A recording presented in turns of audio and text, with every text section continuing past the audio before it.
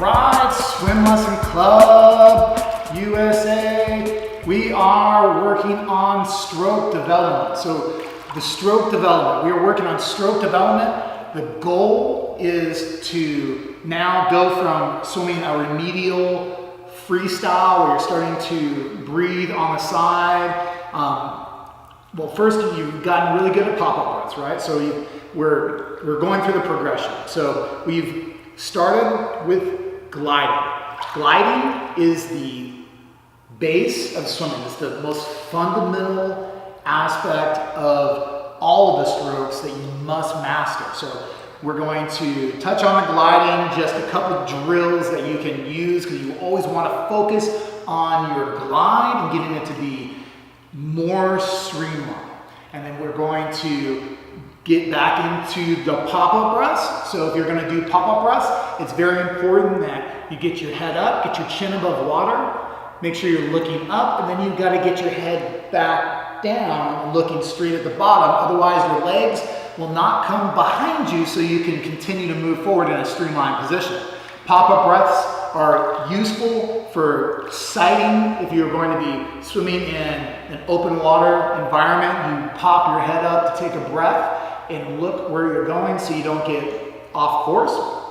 So getting good at pop-up breaths is not just a remedial skill that you want to master as you're learning how to swim, but it's also a skill that you want to perfect. So we're going to do a little bit of that, and then I'm going to show you some drills on the freestyle and the backstroke that are going to help you to keep your streamline. Everything's about streamline. So when you breathe, you have to push your head down versus lifting your head up when you're breathing on the side.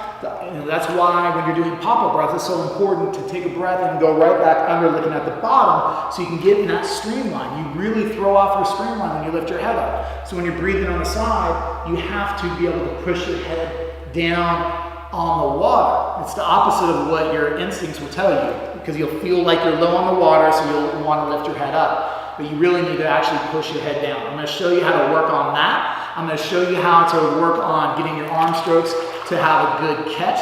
The power portion of the stroke happens underwater, so you have to be able to maximize your arm stroke. And I'm going to show you a way to work on that. And then also the recovery. The recovery is when your arms come over the water and you pull through, your shoulders turn, your elbow goes up, and then you relax. So your arm can actually pendulum forward and fall without having to use energy. That's why it's called the recovery. There's a way to work on that. I'm also going to show you how to get your backstroke to stay streamlined and give you a good association to focus on to make sure that your arms are tracking correctly. Because whenever you lift your arms up, if you bend them or you're not actually keeping your arm relatively stiff. I want to be careful about saying keep your arms stiff, because really you want to be as relaxed as possible, but you want to keep your arms straight. And when you do the backstroke, there's a way to work on that to make sure that you keep your arms straight. And then when you catch the water, you are going to actually pull on the surface of the water. Hey, cool, thank you. Could you put them over there? That's chest, so try to avoid ruining your nose as much as I possibly can. As much as I hate to pay them, they've already been paid, so. All right, so when you're doing your recovery, your elbow comes up and your arm falls forward naturally. When you're doing your backstroke, the power portion of the stroke happens underwater, just like the freestyle. But instead of pushing down against the water, you're actually scratching the surface. So we're going to work on that a little bit, and then how to make sure that your arm stroke recovers correctly. So the recovery is over the water, and the power portion of the stroke is always under the water. And I'm also going to show you how to work on keeping your legs in a streamlined position. At first, when you're working on your position, you should avoid kicking. Kicking actually a lot of times will cause more problems than help. The only time you really want to kick is to keep your legs behind you in a streamlined position. You want to do a flare kick so your legs will actually rise behind you. You don't want to be trying to generate power with your kicking unless you're trying to sprint. So we're going to work on that right now. So let's do a drill for the glide. So for gliding, so at this point, I'm going to assume that you're comfortable with water on your face, comfortable going underwater, letting your air out.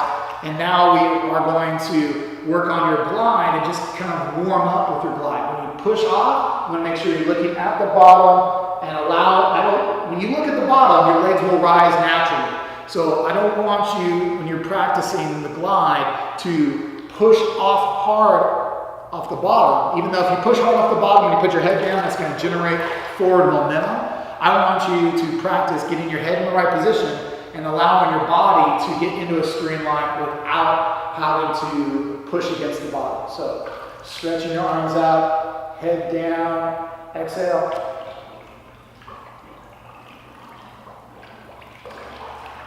Head up to recover, and then we're going to do it again. The goal with this drill is to just find that streamline position.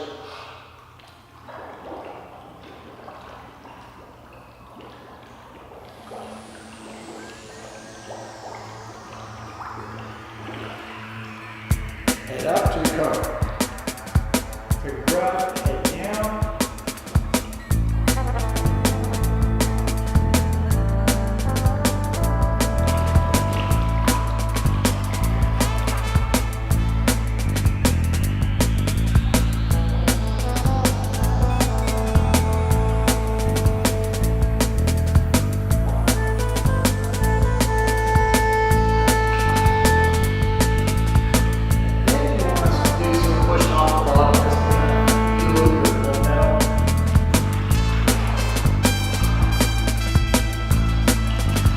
You don't jump off the bottom, you just really can just gently push off the bottom, put your head down, your momentum will carry you forward.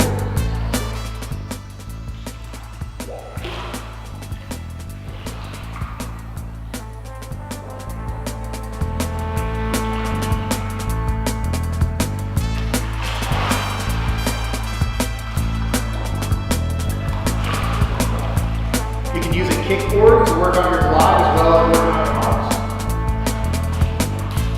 Both kickboards in front of you, thumbs underneath the board. Same concept, push off the bottom, head down.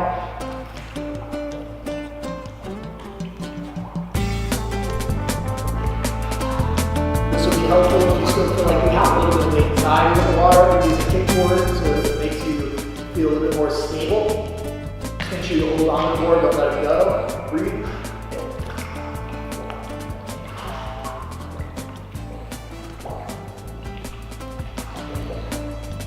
And while I have the board, you can do the same thing on your back to work on your streamline and your back position. So when you're doing your back or your glide, it's basically the same thing, just looking at the seat. Push off with your